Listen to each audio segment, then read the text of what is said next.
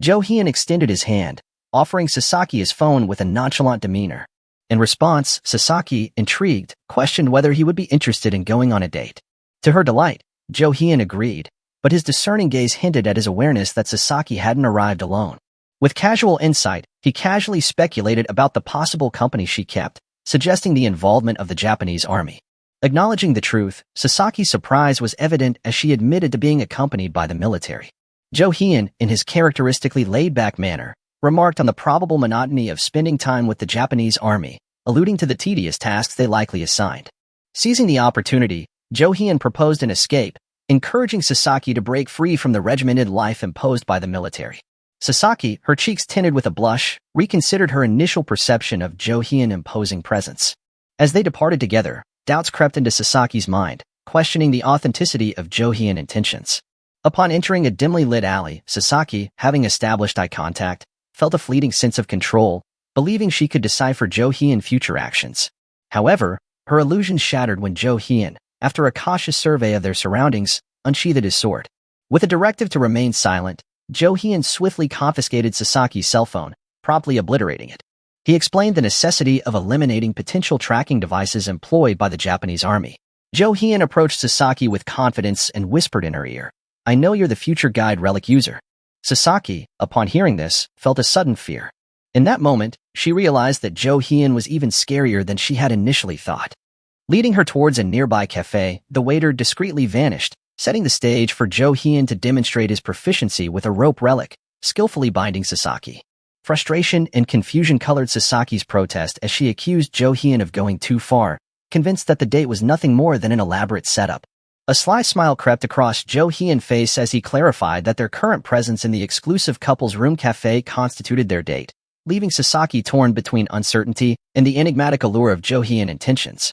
Breaking the heavy silence, Jo Hyun unveiled a startling truth to Sasaki. He disclosed that his original plan had been to bring about her demise. However, the unexpected twist in this ominous tale was that Sasaki's perceived lack of intellectual prowess had inadvertently spared her from an untimely end. Capitalizing on this moment of revelation, Jo Hyun sought to unravel the enigma surrounding Sasaki's unique abilities.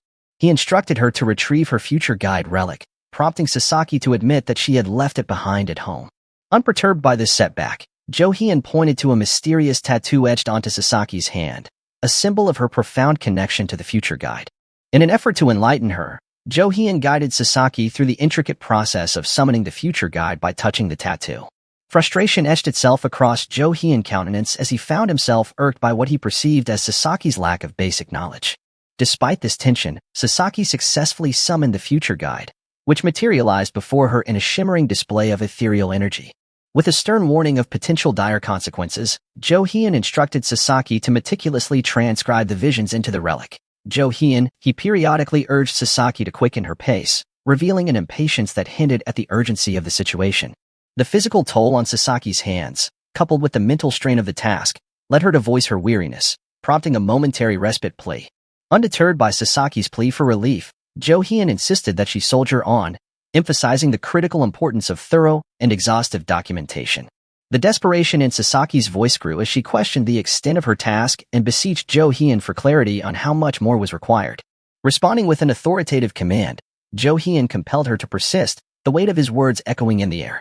In a final attempt to regain some control over the situation, Sasaki offered to relinquish the future guide to Jo Hyun, hoping it might secure her freedom. Dismissing her plea with a wave of his hand, Jo Hyun reiterated the need for focus on the ongoing task. Amidst the intensity, Jo Hyun took a reflective pause, contemplating the risks inherent in forcefully dominating relics of considerable stature. Drawing on past experiences, he recalled the toll exacted by attempting to control Muramasa, a relic just one rank below the future guide. The revelation underscored the immense stakes involved in manipulating relics of such power, emphasizing that the penalties for audacious attempts could extend far beyond mere physical damage. Jo Hyun found himself facing an imminent confrontation, vulnerability hanging in the air. His heightened senses picked up on the intrusive presence, signaling the unwelcome arrival of the Japanese army, which had successfully tracked his location. As the military forces readied themselves for the impending clash, Jo Hyun surveyed the approaching army, his expression unreadable, and turned to Sasaki, the one tethered to him by circumstance, inquiring about the extent of progress she had made. Sasaki dutifully informed Jo Hyun that she was on the verge of completing the first notebook. To her surprise, Jo Hyun expressed a peculiar satisfaction with her progress, momentarily sparking a glimmer of hope within her that he might consider sparing her from the looming threats. However, that flicker of optimism was swiftly extinguished as Jo Hyun, with an unwavering determination, drew forth his sword, casting a dark shadow over their uncertain fate. Recognizing the gravity of the situation, Sasaki, with an urgency born out of desperation, pleaded for her life. In a last-ditch effort, she offered to continue inscribing prophecies, a bargaining chip in the high-stakes game they found themselves embroiled in. In response to Sasaki's plea, Jo Hyun, in a tone that carried the weight of hidden truths, dispelled her illusions. He clarified the nature of their intricate connection, asserting that she was not the one wielding the relic. Instead, she had unwittingly become a puppet manipulated by its whims. The harsh reality sank in as Jo Hyun declared that destroying the relic might be the only avenue for her survival. With a swift and decisive motion, Jo Hyun swung his sword, slashing through the future guide relic with a resounding finality. The act left Sasaki in a state of unconsciousness. As the repercussions of this decisive action unfolded, Jo Hyun found himself bathed in the glow of digital windows, declaring him the destroyer of evil relics. A surge of power accompanied this newfound title, elevating his ability to detect relics to an impressive rank E.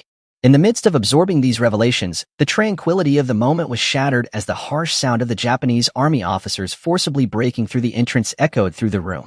Mori, the formidable commander of the excavation team, visibly enraged by the destruction of the future guide relic, swiftly ordered his soldiers to attack Jo Hyun. Undaunted by the impending assault, Jo Hyun, with an air of confidence, goaded the soldiers to test their mettle against him. Drawing forth a relic named Housemaid's Delicious Mochi, he summoned a cloud of mystic smoke, creating chaos and confusion among the approaching army. Seizing this opportune distraction, Jo Hyun disappeared within the veil of smoke, leaving behind a disoriented and quarreling military unit. Meanwhile, outside this whirlwind of chaos, Jo Hyun stood in the aftermath of his escape, a sense of accomplishment mingling with the anticipation of what lay ahead. Reflecting on the efficacy of the Housemaid's Delicious Mochi relic, he marveled at its dual function of enchanting the enemy and facilitating instantaneous teleportation, a strategic tool that had ensured his swift and elusive getaway. With a subtle smile, Jo Hyun turned his attention back to the notebook. As Jo Hyun delved deeper into the cryptic prophecies contained within the notebook, the TKBM group was the clandestine force supporting the future guide relic in Japan. This newfound knowledge prompted the realization that Sasaki's journey might intersect with the enigmatic CEO Kwon, heightening the anticipation that the prophecies inscribed by the guide could potentially hold vital clues about this influential figure. Perusing the notebook with a meticulous eye, Jo Hyun unearthed a prophecy concerning CEO Kwon, one that painted a mystifying picture of a month-long odyssey towards the underworld of a place teeming with avarice. At this very locale, an ominous omen predicting the onset of the world's greatest calamity was destined to unfold. Contemplating the ambiguous phrase, underworld of the place ripe with greed, Jo Hyun connected the dots, surmising that the underground auction house Midas in Las Vegas perfectly encapsulated this description. It was a location frequented by Sung Woo and his group, who sought to glean intelligence about CEO Kwon. Building on Sung Woo's revelation about 3 individuals with the initials JK, Jo Hyun deduced that CEO Kwon must be one of the trio, aligning seamlessly with the cryptic clues found within the prophecy. However, the concluding fragment of the prophecy, foretelling an impending omen tied to the world's greatest calamity, stirred a complex tapestry of contemplation within Jo Hyun's mind. Jo Hyun believes that a significant event, referred to as the Great Catastrophe, marked the widespread influence of relics worldwide. This event brought attention to tombs and led to a significant increase in relic discoveries globally. However, in Jo Hyun's recollection, the Great Catastrophe didn't initiate as early as suggested. Additionally, a subsequent line suggests that a god, understanding people's greed, will seek their cooperation. Jo Hyun interprets this as a possible indication that a high-tier relic might appear at an auction. Speculating further, Jo Hyun wonders if CEO Kwon obtained such a relic in the past to establish power. If this is true, Jo Hyun is determined to acquire that relic from CEO Kwon. The narrative seamlessly transitioned to the headquarters of the Japanese excavation team, where Mori convened with other esteemed board members. Despite Sasaki's regaining consciousness, a pall of concern hung in the air as her physically weakened state became a focal point of discussion. Additionally, the revelation of the future guide relic's utter destruction cast a shadow of uncertainty over the team. In the aftermath of the chaotic clash within the Japanese excavation team, a perplexed board member sought clarification from Captain Mori. Mori, his demeanor heavy with the weight of recent events, recounted the intense firefight that unfolded, resulting in injuries and the temporary incapacitation of his troops.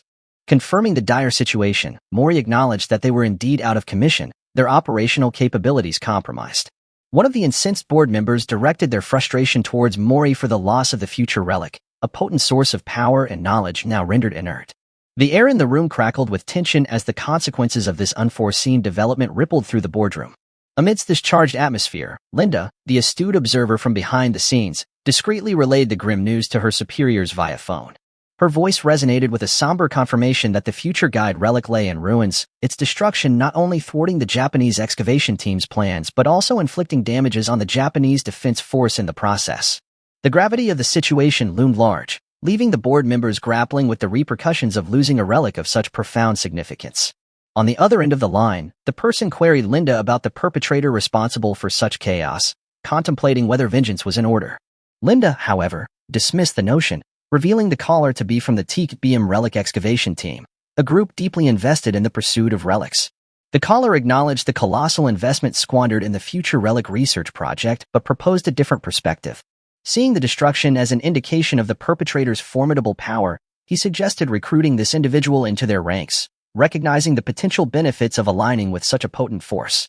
Linda, ever the pragmatic strategist, expressed reservations, highlighting the audacity of destroying such a valuable prophetic relic. She voiced concerns about the potential threat this person posed to their own relics, especially those belonging to the company's president. The caller, seemingly unperturbed, dismissed the worries, proposing a hefty income as an incentive for cooperation. He urged Linda to keep tabs on this enigmatic Korean figure. The scene then transitioned to Las Vegas, where Jo Hyun patiently awaited someone in a restaurant. After a brief interval that seemed to stretch, Sung-woo and his team entered to meet with him. Jo Hyun, unimpressed by their tardiness, inquired about the delay. Sung-woo explained that a vigilant guard had obstructed their entry, citing the Midas auction house's strict policy allowing only registered attendees. Jo Hyun, asserting his authority in navigating the intricate social dynamics, intervened on their behalf, vouching for them as his guests. The guard, compelled by Jo Hyun's assurance and perhaps recognizing the aura of influence surrounding him, offered an apology before departing. Sung-woo, intrigued by Jo Hyun's proficiency in English, queried how he had acquired the language. Dismissing the inquiry with a nonchalant response, Jo Hyun urged them to focus on reporting their findings.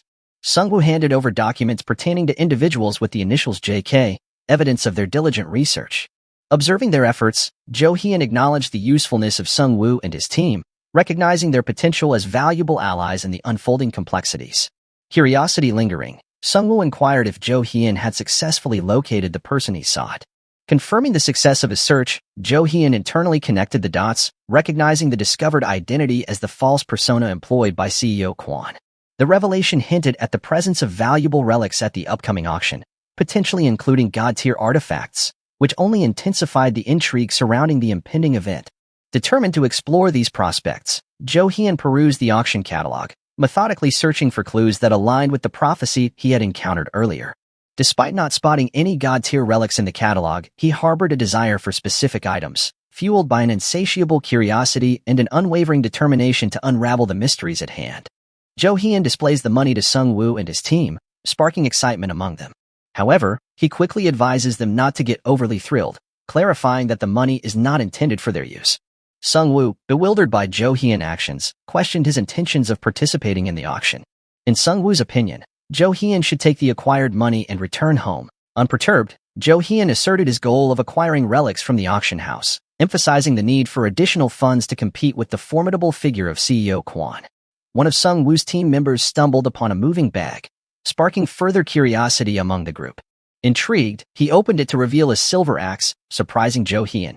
As Jo Hyun pondered the significance of the silver axe, he recalled the properties of the golden axe, capable of seeking out wealth. On the contrary, the silver axe possessed a unique ability, the knack for identifying and marking individuals posing a threat to the master's relics. Jo Hyun, puzzled by the unexpected behavior of the silver axe, delved into contemplation, seeking to fathom the underlying reasons behind its actions. Amidst the escalating chaos surrounding him, where people were inexplicably engaging in skirmishes, Jo Hyun grappled with the perplexing circumstances. He questioned the occurrence of such discord when there should be no tombs in the vicinity, further deepening his bewilderment.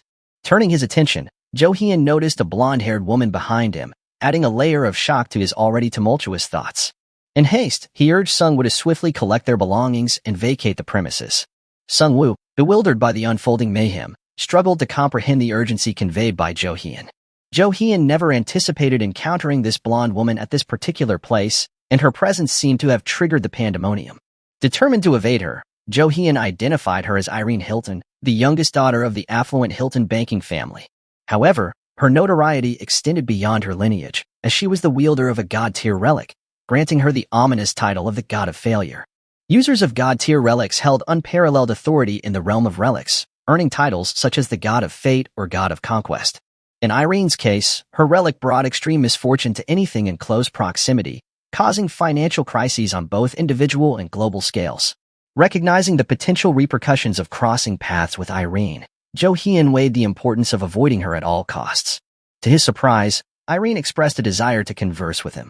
Despite Jo Hyun's inclination to evade her, Irene approached, prompting the appearance of mysterious windows indicating that all the relics in Jo Hyun's possession would suffer significant damage due to the detection of an ominous aura emanating towards him. As Jo Hyun grappled with this unforeseen situation, Irene positioned herself directly in front of him, compelling him to listen to what she had to say. As Irene seized Jo Hyun's hand, a spectral window materialized, proclaiming the toll exacted by the ominous aura, damage to Jo Hyun's relics, and a shadow cast over his luck. Reacting swiftly, Jo Hyun pushed Irene away. Irene expressed remorse for overstepping her bounds, acknowledging her enthusiasm upon encountering Jo Hyun. Sung-woo and his team, perplexed by Jo Hyun's reaction, questioned the dynamics at play. One of Sung-woo's team members recognized Irene as Irene Hilton from the affluent Hilton family, amplifying the intrigue surrounding her. Curious about Jo Hyun's rumored lottery victories, Irene sought an explanation. Irritated by the wealthy heiress's interest in such trivial matters, Jo Hyun dismissed her inquiry, asserting that she had mistaken him for someone else. Intent on leaving, Jo Hyun disregarded Sung-woo's revelation about Irene's status as one of the wealthiest individuals globally. As Jo Hyun departed, a surge of anger engulfed him upon realizing that Irene's powers had affected Sung-woo and his team members, causing them to fall ill. Extricating Sung-woo from the tumult, Jo Hyun cautioned him to steer clear of Irene. Instructing Sung-woo to find refuge, Jo Hyun emphasized the importance of bringing funds to the auction house when needed. Arriving at the auction, Jo Hyun contemplated the enigma surrounding Irene's interest in him. While navigating the bustling venue, he spotted a familiar figure, Yoon Si-woo, CEO Kwon's right-hand man. This recognition heightened Jo Hyun's anticipation, and his focus intensified as he laid eyes on CEO Kwon himself.